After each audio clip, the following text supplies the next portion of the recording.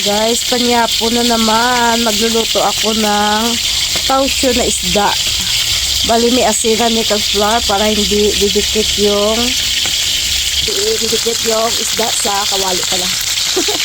Yan, ito ko na ngayon dito ako kasi doon sa kabila masyadong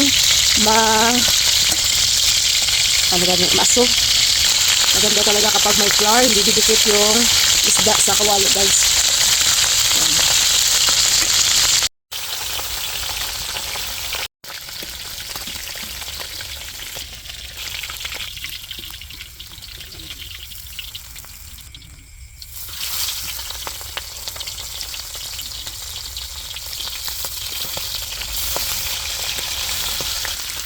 Yan, ito yung apat, pinirito ko lang. Ito yung apat, ilagyan ko ng tausi.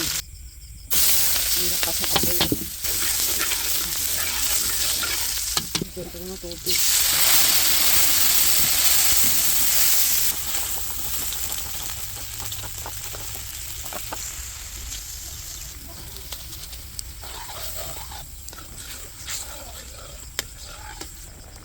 Yan na, ibang isda.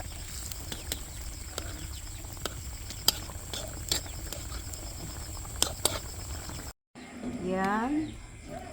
Yun tayo, guys. Pinaritong isda, kag taucho na isda. Kain.